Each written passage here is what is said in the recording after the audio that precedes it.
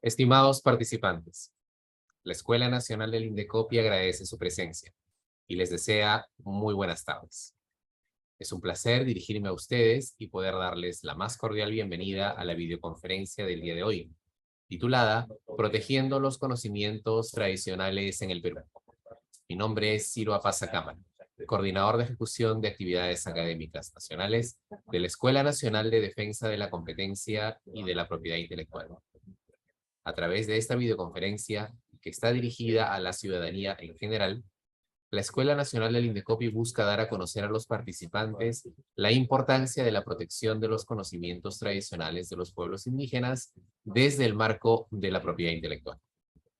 En esta ocasión, nos acompaña como ponente la señora Marisabel Antonio Lastra, quien es licenciada en Sociología por la Universidad Nacional Mayor de San Marcos, con una maestría en Gerencia Social por la Pontificia Universidad Católica del Perú. Además, ella tiene especialización en resolución de conflictos, gestión pública, propiedad intelectual, conocimientos tradicionales y protección de variedades vegetales. Actualmente, se desempeña como especialista en la protección de variedades vegetales y conocimientos colectivos en la Dirección de Invenciones y Nuevas Tecnologías del Indecopi. Antes de dar pase a nuestra expositora, quiero expresarles mi gratitud por su interés y puntualidad y les doy nuevamente la bienvenida a esta videoconferencia. Adelante, Marisabel. Muy buenas tardes con todos. Muchísimas gracias por la invitación. Agradezco también a los participantes por darnos su tiempo de poder de esta manera acercarnos a ustedes y contarles sobre esta modalidad de protección bajo la lógica de propiedad intelectual. Bueno, sin más, voy a empezar la exposición. Un momento, voy a compartir.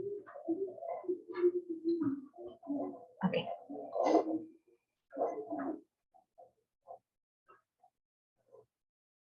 Bueno, ¿se ve bien mi presentación? Sí, sí se ve. Ok. Entonces, bueno, en esta ocasión les voy a explicar un poco en lo que existe la protección de los conocimientos colectivos de los pueblos indígenas basados en recursos biológicos en el marco de lo que es la Ley 27811. Bueno, básicamente, bajo este gran nombre, ¿qué se entiende o qué es la protección de los conocimientos colectivos de los pueblos indígenas?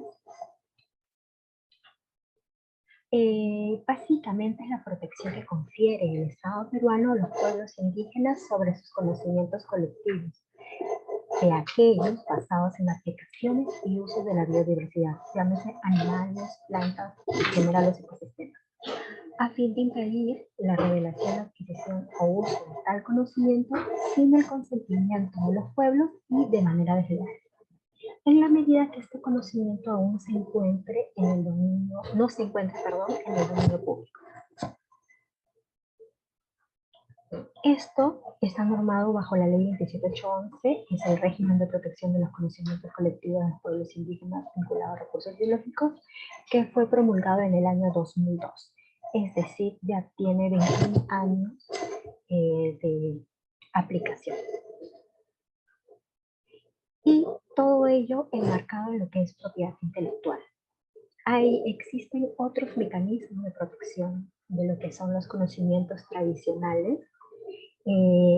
Sin embargo, en el caso específico de esta norma, la ley 27811 habla específicamente de la protección que se le da a los conocimientos tradicionales entendidos como conocimientos colectivos bajo esta norma, pero bajo lo que son los criterios de la propiedad intelectual. Ahora, ¿por qué? Es una pregunta que tal vez no la vamos a entender en el conjunto, pero se las voy a explicar brevemente antes. Básicamente porque lo que se entiende bajo esta norma es que las innovaciones, esta creación que se ha hecho producto del contacto que se ha tenido desde los pueblos indígenas con sus alimentos, sus plantas, para el común vivir, ha generado un conocimiento, y este conocimiento, esta creatividad que han tenido, tiene que tener algún tipo de protección. en este marco es que el Estado peruano reconoce que a los poseedores de este conocimiento, el conocimiento tradicional, como propietarios de ese conocimiento y por tanto tienen derechos sobre los mismos. Ahora, ¿qué tipo de conocimientos están protegidos bajo esta norma? Aquellos desarrollados por pueblos indígenas, llámese comunidades campesinas y comunidades nativas. No estamos hablando aquí de los conocimientos tradicionales que puedan existir en las ciudades o en los centros poblados. No, solamente aquellos, bajo esta norma se protegen aquellos conocimientos que son aún mantenidos y desarrollados dentro de las comunidades campesinas y comunidades nativas. Se habla específicamente de aquel conocimiento que ha sido acumulado y transgeneracional, es decir, el conocimiento que ha pasado de generación en generación, no pudiendo distinguirse en este caso un solo creador del conocimiento, ¿no? Puede haber sido que un antepasado, un ancestro nuestro, haya generado este conocimiento y dentro de la comunidad se ha ido desarrollando, se ha ido en la propia dinámica de la comunidad. Puede existir más de una familia o en general toda la comunidad que lo puede conocer con más o menos detalle. Y específicamente se habla del conocimiento que detalla aquellas propiedades, usos y características de los recursos biológicos, llámese para usos medicinales, alimenticios, industriales, entre otros. Aquí pongamos un ejemplo, digamos, hay ciertas hojas o raíces tal vez que después de haber pasado con un proceso como puede haber sido un hervido o la creación de una pomada combinada con grasa animal, puede ayudarnos a la curación de ciertos dolores musculares, picaduras, de arañas, de cualquier insecto. Por otro lado, también un ejemplo de conocimiento tradicional o conocimiento colectivo bajo esta norma son el uso que se pueda, o las creaciones que se puedan tener en estos pueblos sobre tintes vegetales. Ahora, ¿cómo nace esta norma, la protección de los conocimientos colectivos en el Perú? Básicamente, en el Perú se empezó desde los años 90 a debatir el tema de cómo proteger los conocimientos tradicionales, y esto venía también de toda un debate internacional sobre de estos pueblos que deberían ser reconocidos por este desarrollo de conocimiento. Entonces, en el año 92, a través del Convenio sobre Diversidad Biológica, en su artículo 8J, se habla sobre este tema del reconocimiento y la distribución de beneficios, se los voy a detallar más adelante. Luego, de igual manera, en el año 97, en la edición amiga 391, también se habla sobre el componente intangible, el conocimiento tradicional y también la distribución de beneficios. En el año 2000, de igual manera, se habla en la edición andina 486 sobre la protección también del componente intangible. Y finalmente, en el año 2002, ya en el caso peruano, el régimen común de protección de conocimientos colectivos con la ley 27811, que para el caso de la región andina, en toda Sudamérica, es una ley pionera, porque no existía en ese momento otra ley que protegiera en su territorio lo que son los conocimientos tradicionales.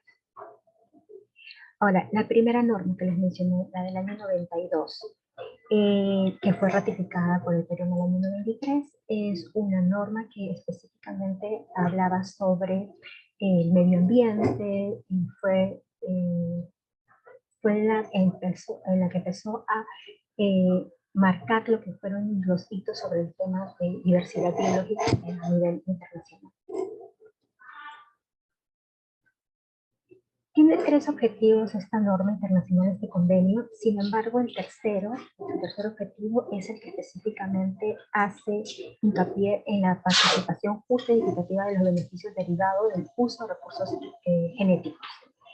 Este objetivo fue el que se fue desarrollando posteriormente hasta llegar a una comprensión más amplia de lo que es la protección del conocimiento tradicional. En este tratado se reconoce el derecho de los estados sobre sus recursos genéticos. Asimismo, se establece que se respetarán, preservarán y mantendrán los conocimientos, innovaciones y prácticas de las comunidades indígenas sobre la conservación y uso sostenible de la diversidad biológica y se promoverá la ampliación más amplia, como la aprobación y participación de los poseedores de este conocimiento y además fomentará todo lo que es la distribución de beneficios para que se comparta de manera equitativa. Ya con la segunda norma del año 96, que es la decisión 391 de la Comisión de la Cuarta Cartagena, también sobre recursos, sobre acceso a recursos genéticos, se menciona que los países miembros son multiétnicos y multiculturales y además cuentan con un patrimonio biológico y genético que deben preservarse y utilizarse de manera sostenible. El objetivo de esta norma es regular el acceso a los recursos genéticos y los derivados, a fin de sentar las bases para el reconocimiento y la valoración de los recursos genéticos y sus derivados, y aquí ya se empieza a mencionar sobre el componente intangible social. Es necesario reconocer, en esta norma, entre sus objetivos mencionan que es necesario reconocer la contribución de las comunidades indígenas a la biodiversidad biológica, su conservación, desarrollo y uso sostenible, y así como los beneficios derivados de dicha contribución. Se reconoce también y se valoran los derechos y la facultad para decidir qué tienen las comunidades indígenas sobre sus conocimientos, innovaciones y prácticas tradicionales asociadas a recursos genéticos y sus derivados. ¿Sí? Perdón, sí, lo que sucede es que no se le está escuchando bien, es decir, se le está escuchando muy bajito y se filtra su voz con el ruido que está de fondo. No sé si podría hablar un poquito más alto y despacio, porque sí se le estamos escuchando bastante ruido de fondo. ¿Ahora? Ahora sí está mejor. Ok, ya. Muchas gracias. Ok, entonces, bueno, en resumidas cuentas, la decisión 391 en sus objetivos menciona aspectos que luego son recogidos por la ley 27811, como es el reconocer la contribución de las comunidades indígenas dentro de lo que es su contribución al desarrollo, la creación. Y lo que es importante para estas normas es que se reconozca que los pueblos tienen la facultad de decidir sobre sus conocimientos e innovaciones. Igualmente, se menciona en esta norma que para poder acceder al recurso genético y al componente intangible entendido como el conocimiento que se tiene sobre esos recursos genéticos, se debe establecer un contrato de acceso que deberá incorporar un anexo donde se prevé una distribución justa y equitativa de los beneficios derivados de este componente. Y estos es lo que se reconoce en la ley peruana y que es aplicación desde el año 2002. Ahora, sobre este contrato se menciona que debe ser un anexo que debe estar firmado por el poseedor de este componente intangible. El incumplimiento de este anexo es causal de resolución o nulidad del contrato. Las oficinas nacionales de propiedad intelectual deberán pedir a los solicitantes el número de registro del contrato de acceso y copia cuando el derecho que se está solicitando registrar involucra un recurso genético derivado de cualquier país miembro de la comunidad andina. En la decisión 486, que es del año 2000, que es el régimen común sobre propiedad industrial, se habla de un contrato también de acceso a recursos genéticos cuando el producto o procedimiento que se solicita proteger por patentes, en este caso, ha sido obtenido a partir de un recurso genético o de sus derivados dentro de cualquiera de los países miembros, y que se debe presentar una copia de este documento que acredite la licencia o autorización de uso de los conocimientos colectivos.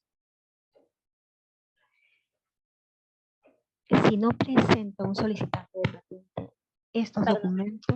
¿Aló? Perdón, disculpe la interrupción nuevamente. Lo que pasa es que si podría dejar solo un poquito nada más y no tan pegado, porque igual se está como que chocando el sonido.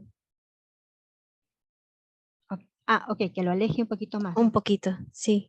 Ok, no hay problema. ¿Y ahora?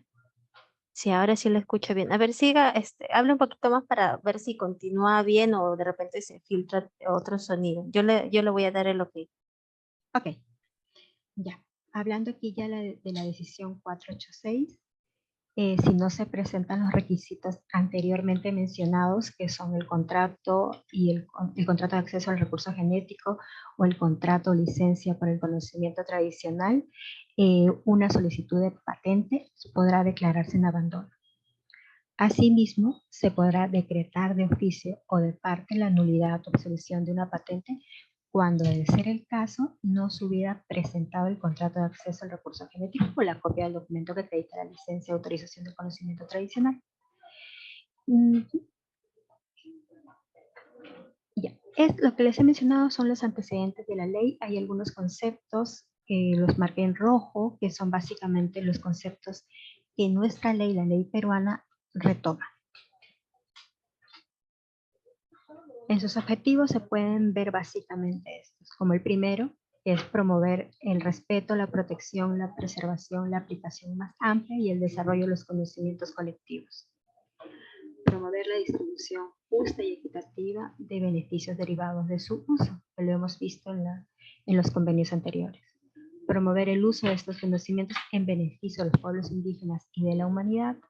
Garantizar que el uso de los conocimientos colectivos se realice con el consentimiento informado previo de los pueblos indígenas. El consentimiento informado previo, estamos hablando de la autorización, que fue mencionada también en los convenios internacionales, y el fortalecimiento de capacidades de los pueblos indígenas como quinto objetivo. Y finalmente, otro de los objetivos de la ley es evitar la concesión de patentes basadas en conocimiento tradicional sin que se tome en cuenta como parte del estado de la técnica.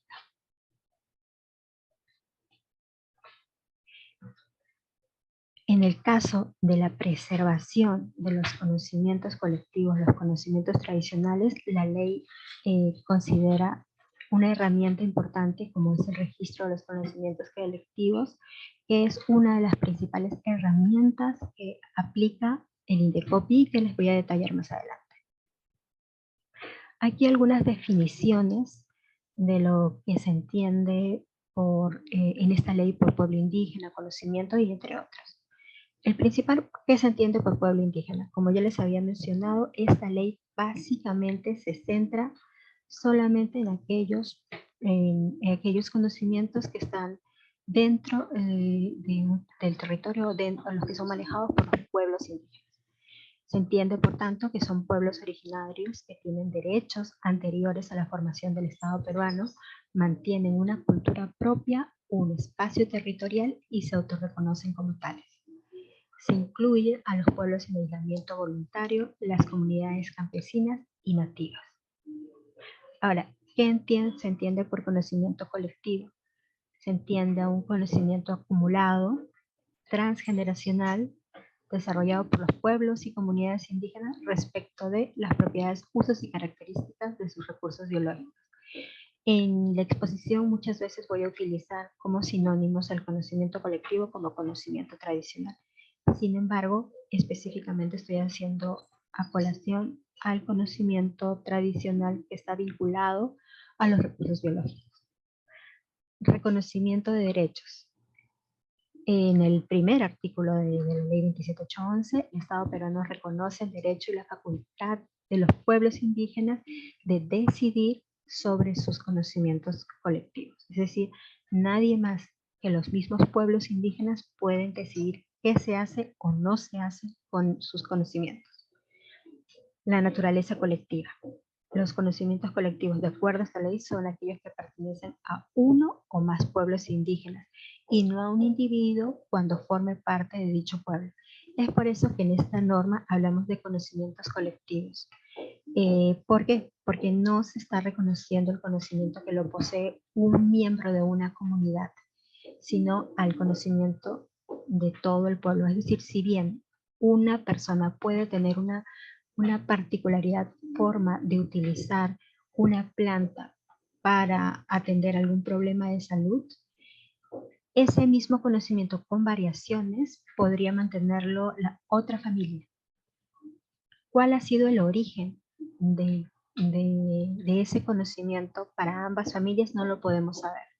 Por eso es que se entiende bajo esta norma que el conocimiento es colectivo. Como ha pasado de manera oral, muchas veces pudo haberse difundido dentro de las mismas comunidades y dentro de la propia dinámica de las comunidades, haberse incorporado más información, por lo tanto es un desarrollo dinámico, pudo haber pasado de generación en generación y de esa manera incorporar o acumular información adicional sobre los mismos. También se habla del conocimiento colectivo como patrimonio cultural. Y cuando acá ya mencionamos patrimonio, estamos haciendo referencia a una propiedad. Es el patrimonio cultural de los pueblos. Por tanto, es inalienable e imprescriptible. Al ser parte de su patrimonio cultural, los pueblos indígenas tienen derechos sobre los mismos. Por tanto, nadie los puede, no se les puede quitar el derecho de ellos y tampoco no hay una fecha de caducidad sobre los mismos. ¿Qué herramientas posee la ley? La ley 27811 posee las siguientes herramientas. El primero, que es el consentimiento informado. Es básicamente una autorización para el uso de ese conocimiento para fines de aplicación científica, comercial o industrial. Es decir, todo pueblo indígena, si algún tercero quiere hacer uso de su conocimiento, ese tercero tiene que pedir una autorización al pueblo y el pueblo, después de estar informado, decidir si quiere darles permiso para que este tercero haga uso o puede decir que no les van a dar permiso. Ahora, la segunda herramienta es el registro de conocimiento colectivo de los pueblos indígenas. En el caso de esta norma se mencionan 3 tipos de registro. El registro confidencial, que es con fines de preservación y de prueba, por si acaso se quiera realizar alguna acción de infracción. El registro público, con fines para evitar la biopiratería. Y el registro local, que se realiza dentro de las mismas comunidades con fines de preservación. El registro de contrato de licencia es finalmente cuando algún tercero ha accedido de manera autorizada a un conocimiento y ha establecido con ellos algún tipo de acuerdo, se tiene que firmar un contrato. Y ese contrato, que tiene que ser hablar de una distribución justa y equitativa, es de registro obligatorio en el INDECOPI. Finalmente, luego, otra de las herramientas importantes que menciona la ley son las acciones de infracción. Todo pueblo indígena podrá interponer una acción contra quien infrinja sus derechos sobre sus conocimientos, ya sean medidas cautelares o multas. Y finalmente tenemos el Fondo para el Desarrollo de los Pueblos Indígenas, que busca la que después de realizarse una distribución justa y equitativa de beneficios, los recursos que se puedan obtener permitan el fortalecimiento de capacidades de los pueblos indígenas. Y aquí voy a desarrollar cada uno de ellos.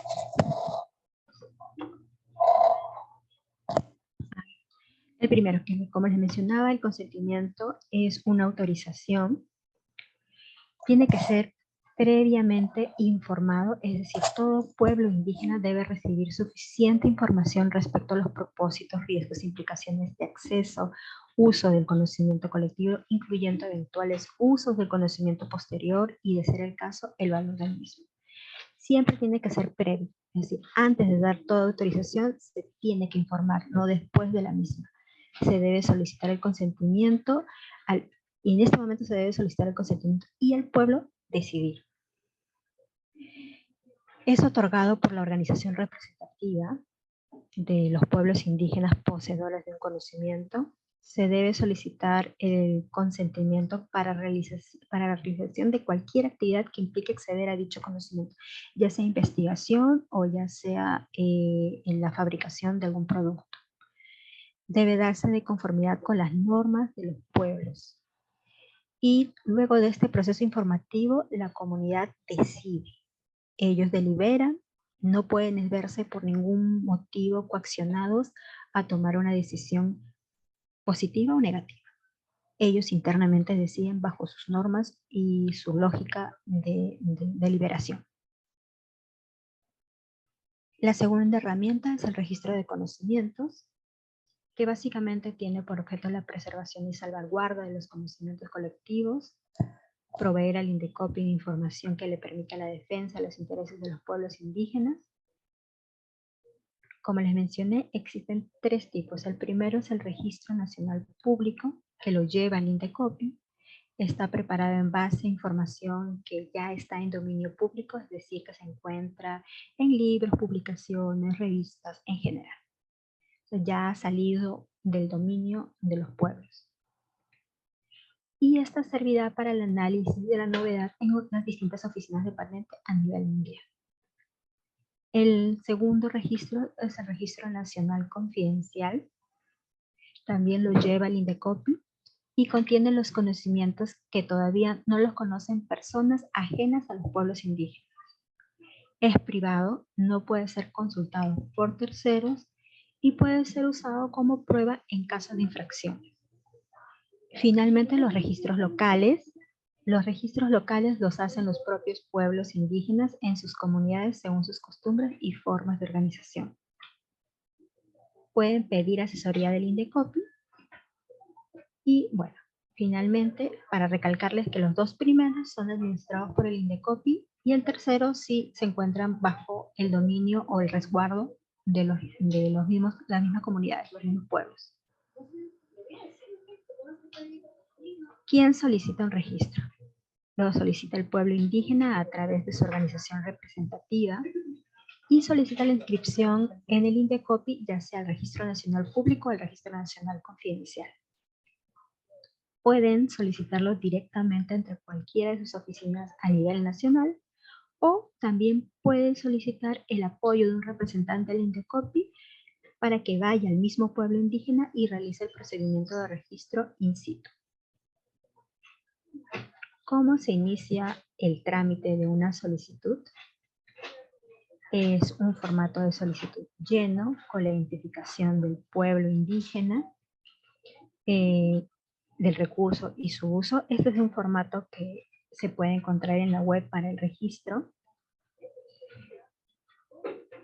Luego se tiene que adjuntar una descripción del conocimiento colectivo en una hoja aparte, donde básicamente se va a ver las características del recurso, cómo se usa, para qué lo usa.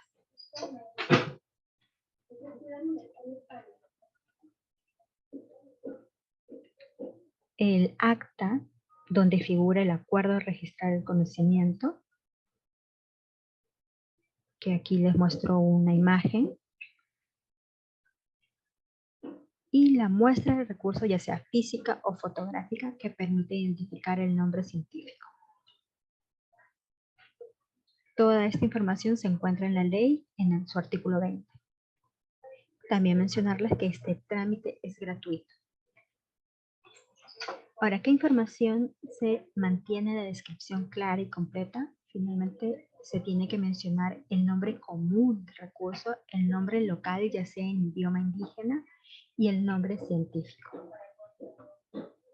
En este caso, en el caso del nombre científico, en el caso del pueblo no tenga la información, lo que hace es mandar una foto del recurso biológico o enviar una muestra física del recurso para que dentro de las oficinas del INDECOPI pueda hacerse la identificación de la planta. Luego, otro de los aspectos que mantiene esta descripción es el uso que se hace de la planta o de algún animal, el nombre de la enfermedad, la procedencia de la enfermedad, si mantiene algunos síntomas específicos, los ingredientes y cantidades que se usan del recurso, la cantidad a utilizar, la preparación, si es por infusión, cocción, macerado, jarabe, emplasto. Se tiene aquí que describir el paso a paso, las formas de uso, es decir, cómo se aplica o se toma esta preparación y si existen indicaciones adicionales.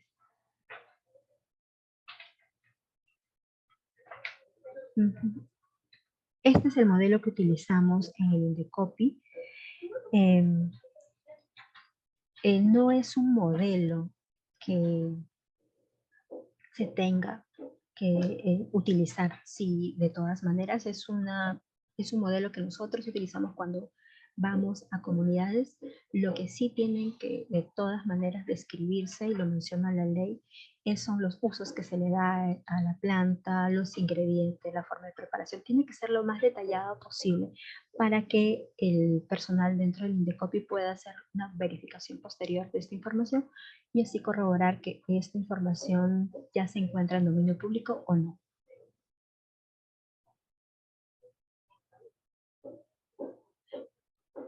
Ya, tengo una apreciación aquí sobre el tema del uso del idioma.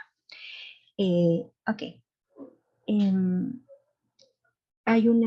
Bueno, están afirmando, la mayoría de indígenas no saben ni escribir ni el idioma siquiera. ¿Cómo van a realizar este trámite? Ok. Sí y no. Hay algunos pueblos, algunas comunidades que tienen más o menos dominio del idioma en castellano. No quiere decir que todas las comunidades indígenas no manejen o no escriban correctamente. La mayoría sí, las que hemos visitado, venimos visitándolos desde el año 2006 y hemos recibido solicitudes directamente de ellos. Pueden escribir muy bien en castellano, pero también podrían escribir en su idioma. No tenemos ninguna opción por ello. Y en todo caso, si existen problemas en cuanto al idioma, también al momento, como se les mencionó anteriormente, las comunidades indígenas pueden solicitar el apoyo, la asesoría del Indecopi para el proceso de registro. En ese caso, el Indecopi los visita y lo que hace el Indecopi la mayoría de las ocasiones es llevar traductores con la finalidad de poder conversar con ellos en su idioma y recopilar la información. Desde nuestra parte, desde Indecopi, tratamos de facilitar eso, pero también resaltarles que sí tienen buen manejo en la mayoría de los casos de ambos idiomas, son bilingües. Sigamos ahora con la tercera herramienta, es el registro de contrato de licencias de uso de conocimiento colectivos. Es un acuerdo entre el pueblo indígena, la persona o empresa que quiera industrializar o comerciar el conocimiento. Dura entre 1 y 3 años y puede ser renovable. Debe estar escrito en castellano y en lengua nativa. Es obligatorio inscribirlo en el Indecopi. Estos contratos pueden constituir un anexo al contrato mencionado en el artículo 4 de la decisión 391 que la mencionamos anteriormente, que es básicamente cuando alguien presenta su patente y si esta patente tiene algún componente intangible, un conocimiento tradicional, debería presentar un anexo que es el permiso que tiene el pueblo, que tienen del pueblo y este contrato por el uso de su conocimiento tradicional. ¿Qué partes debe tener ese contrato o licencia de uso? La identificación de ambas partes, del pueblo, comunidad y sus representantes, el interesado y sus representantes, describir el conocimiento colectivo sobre el que se está negociando en el contrato, especificar las compensaciones que recibirá la comunidad por el uso de su conocimiento, un pago inicial, monetario, no monetario, de por lo menos el 5% del valor de las ventas brutas antes de impuestos resultantes de la comercialización. Información sobre los propósitos, riesgos, implicancias de dicha actividad, ejemplo, riesgos ambientales, información periódicamente sobre los avances de la investigación, industrialización o comercialización de un producto desarrollado a partir de dicho conocimiento. La contribución al fortalecimiento de las capacidades de los pueblos indígenas en relación con su conocimiento. La cuarta herramienta, las acciones por infracción a los derechos de los pueblos indígenas sobre sus conocimientos colectivos. Los pueblos indígenas que posean conocimientos colectivos podrán interponer acciones por infracción contra quien infrinja sus derechos sobre dichos conocimientos, llámese revelación, adquisición y uso sin contar con el consentimiento informado previo y que haya sido realizado de manera desleal. También procede una acción por infracción cuando exista peligro inminente que dichos derechos puedan ser infringidos.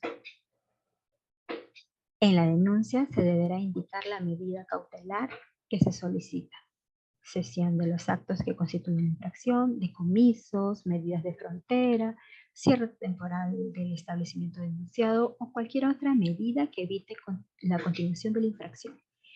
El cumplimiento de las medidas cautelares puede llevar al establecimiento de multas. El Indecopi podrá realizar inspecciones. La carga de la prueba recae en el denunciado. Las acciones por infracción son gratuitas, no acarrean ningún costo para el pueblo indígena. Y las sanciones por las infracciones se sancionan con multa de hasta 150 UITs, 180.000 $180.000 y no cesar la infracción que podría duplicar sucesivas o ilimitadamente. Fondo, el quinto y ya la última herramienta es el Fondo para el Desarrollo de los Pueblos Indígenas. Es un fondo monetario con autonomía técnica, económica, administrativa y financiera. Su administración estará a cargo del comité conformado por 5 representantes de organizaciones representativas de los pueblos indígenas y 2 del Ministerio de Cultura.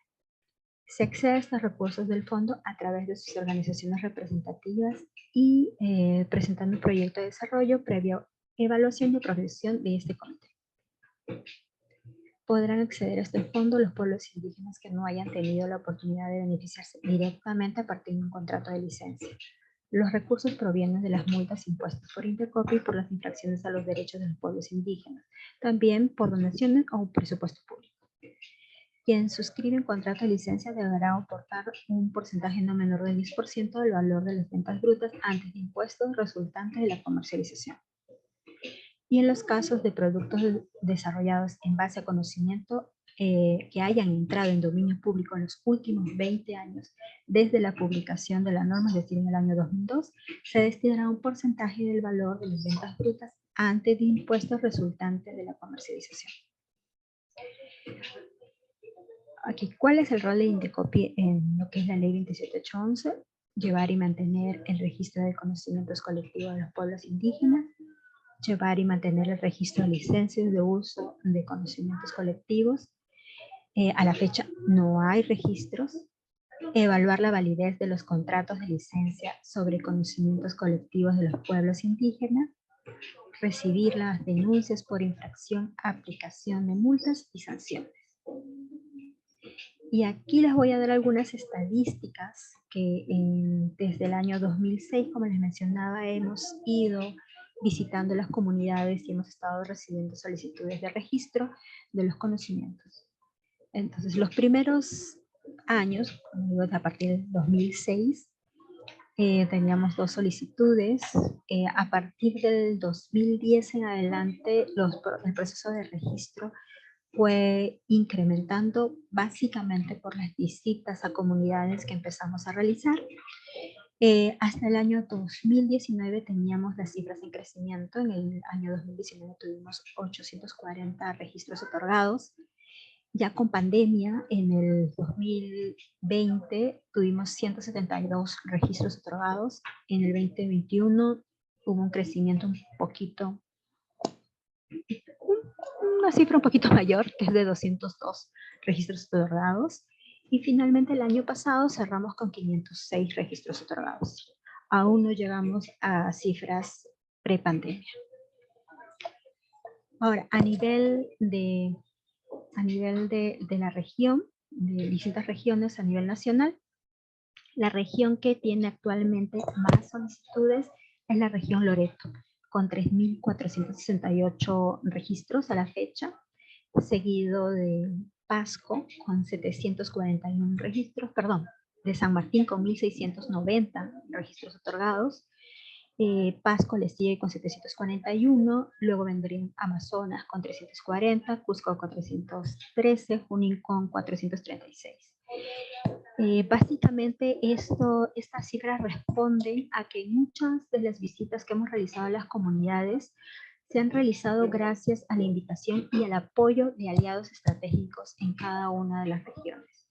En el caso de Loreto, tuvimos el apoyo del Instituto de Investigación de la Amazonía Peruana, que realizando una serie de proyectos por años dentro de las comunidades han tenido cierta confianza de los pueblos indígenas y ellos han ido, digamos, sensibilizando a las comunidades sobre esta herramienta de la ley, que es el registro de conocimientos, y las comunidades solicitaron la presencia del Indecopi. Y nos invitó, nosotros hemos ido con ellos a estas comunidades y es por eso que en esa región es donde tenemos el mayor número de registros otorgados. Ahora, por pueblos, a nivel nacional existen 54 pueblos indígenas.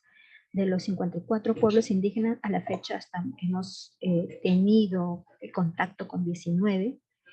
El pueblo que tiene más registros actualmente, si no me equivoco, son los Ticuna, con 981 registros otorgados en la región Loreto.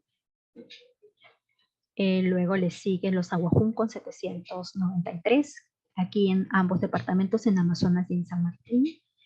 Los Quichuas con 846 registros, tanto en San Martín como en Loreto. Y en el caso de Quechuas con 695 registros otorgados, aquí ya distribuidos en Ayacucho, San Martín, Cusco, Apurímac y Moquegua.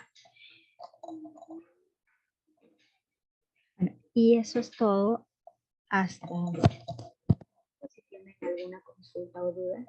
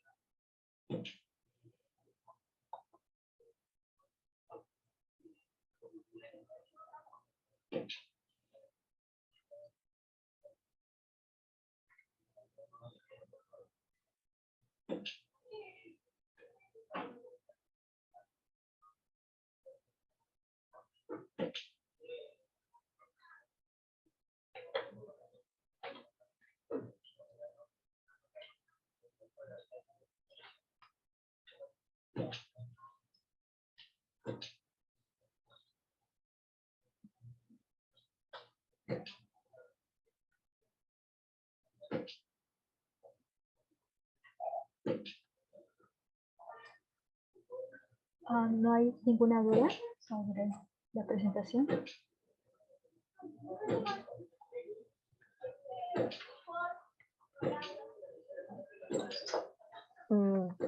No, en el chat no tenemos ninguna pregunta. Okay. En todo caso, si va a agregar algo más. Sí, solamente para cerrar sobre el tema de las herramientas que se indican en la ley, quería mencionarles que si bien el Indecopi tiene funciones específicas sobre lo que es registro y contratos de licencia, bueno, ya les mencioné que en el caso de contratos de licencia no tenemos ninguna contrato registrado hasta el momento. También tenemos funciones sobre las acciones de infracción. No existe ninguna solicitud por acciones de infracción a la fecha. Y en el caso de la herramienta como es el Fondo para el Desarrollo de los Pueblos Indígenas, la institución a nivel nacional que tiene funciones sobre el desarrollo de este fondo es el Ministerio de Cultura. Actualmente no se encuentra este fondo habilitado para funcionar, ¿no? Eso sería todo. Muchísimas gracias. Agradecemos la excelente, justo acaba de llegar un comentario al chat Dice, ¿hay estadísticas de registros por departamento, provincias o algún directorio para acceder a esta información? Ya. No, no hay información actualmente, digamos, que puedan acceder por internet o alguna información así. Si en caso alguien está interesado en ese tipo de información, detalle o más detalle como por departamentos, es una información que se puede construir, la pueden solicitar dentro de las oficinas del INDECOPI, una solicitud común y se las remiten a la dirección que ustedes establezcan en su solicitud. Listo. Ya no tenemos más preguntas. Agradecemos la excelente exposición de la expositora Marisabel Antonio y la participación de todos los asistentes. Hemos compartido en el chat una encuesta, así nos puedan ayudar con sus comentarios y o sugerencias. Agradecerles a todos, muchas gracias. Gracias.